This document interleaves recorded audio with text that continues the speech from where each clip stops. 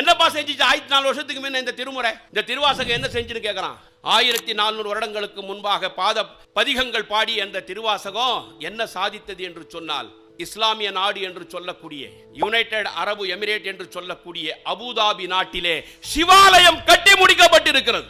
என்ன சாதித்ததுன்னு கேட்கறான். சிவாலயம் கட்டி முடிக்கப்பட்டிருக்கிறது. நம் நாட்டினுடைய பிரதமர் 2015 நரேந்திர தாமோதரதாஸ் மோடி அவர்கள் அபுதாபி சென்றார்கள்.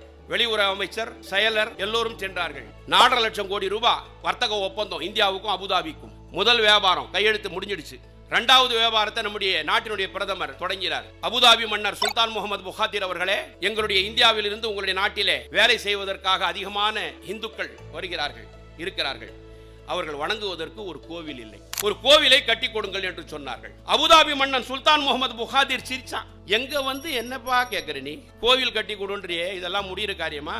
இன்னொரு 4.5 லட்சம் கோடி ரூபாய் வியாபார ஒப்பந்தம் போட்டுக்கலாம், வா கோயிலை கட்டி கொடுன்றியே. நம் நாட்டினுடைய பிரதமர் சொன்னார், இல்ல ஒரு கோயிலை கட்டி எப்படியாவது தரணும். அந்த சுல்தான் முகமது புகாதிர் கேட்டார், உங்களுக்கு ஏகப்பட்ட கடவுளாச்சே, எக்கச்சக்கமான கடவுள், எந்த கடவுளுடைய கோயிலை கட்டுறது?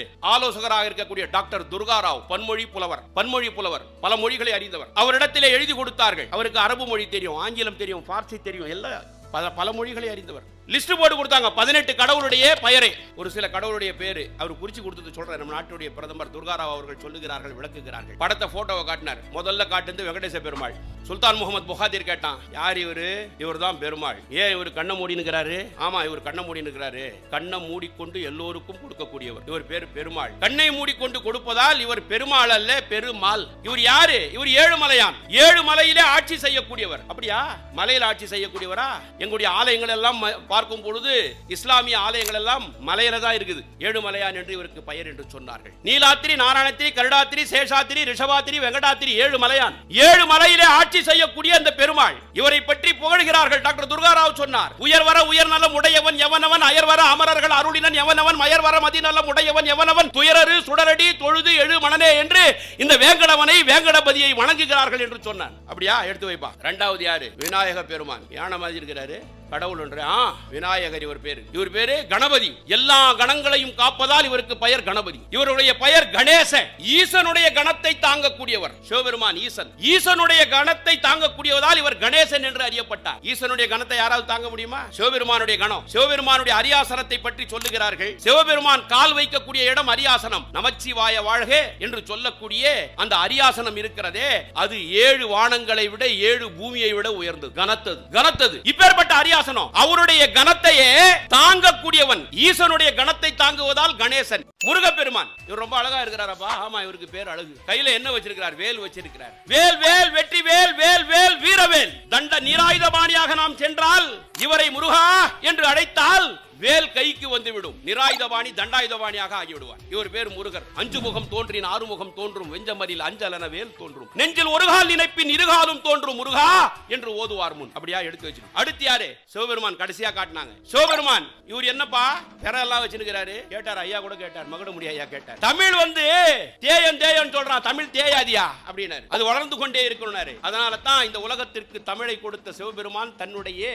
தலையிலே வைத்திருக்கிறார்கள், பிறையை வைத்திருக்கிறார். மாதர் பிறை கண்ணியானை மலையான் மகளோடு பாடி போதோடு நீர் சுமந்தேத்தி புகுவார் அவர் பின் புகுவேன், யாதும் சுவடு படாமல் ஐயாறு அடைகின்ற போதும் காதல் மடப்பிடியோடு களிறு வருவன கண்டேன், கண்டேரவர் திருப்பாதம் கண்டு அறியாததெல்லாம் கண்டேன் என்றார் அப்பர் நாவுக்கரசர். மாதர் பிறை கண்ணியான் அது வளரும் தவிர தேயாது.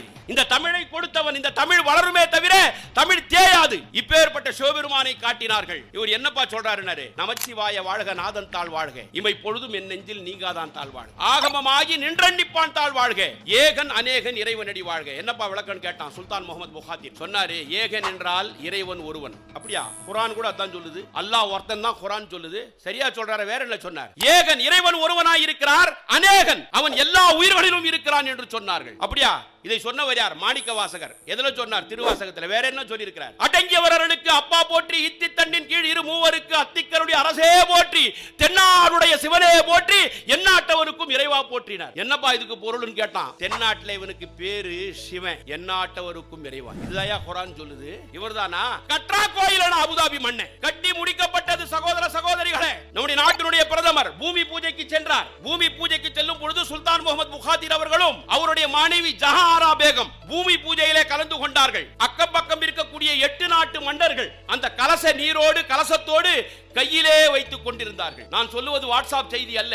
அல் ஜசீரா என்று சொல்லக்கூடிய யுனைடெட் அரபு எமிரேட்டுடைய அங்கீகாரம் பெற்ற அல் ஜசீராவுடைய தொலைக்காட்சி இதை உலகத்திற்கு காட்டுகிறது. அந்த அம்மா தலையில ஒரு பெட்டியை கொண்டு வந்தாங்க. உலகமே பார்த்தது, நானும் பார்த்தேன். என்னதான் கோவில் கட்டினா கூட, சிவனுடைய ஆலயம் கட்டினா கூட நம்பாளு பாரு பாய் மேல பெட்டியை வச்சுன்னு வரான். அதுல திருக்குரான், நாங்கெல்லாம் திருக்குரானை மேல வைப்போம், மாரோடு அணிச்சுக்கும், இடுப்புக்கு கீழே திருக்குரான் போகாது. திருக்குரான் இருக்கும் என்று உலகமும் பார்த்து கொண்டிருந்தது, நானும் பார்த்து கொண்டிருந்தேன். பூமி பூஜை, அந்த பெட்டியை கீழே இறக்கி வைக்கிறார்கள். பெட்டி திறக்கப்படுகிறது, உலகமே பார்த்து கொண்டிருக்கிறது. அதிலே திருக்குரான் இருக்கும் என்று பார்த்து கொண்டிருந்தது. அந்த பெட்டியை திறந்து பார்த்தால் அதிலே இருப்பது திருவாசகம். அதிலே இருந்தது திருவாசகம். இதை சொல்லக்கூடிய அந்த நோக்கம், இப்பேற்பட்ட இந்த திருவாசகமும் இந்த திருக்குறளும்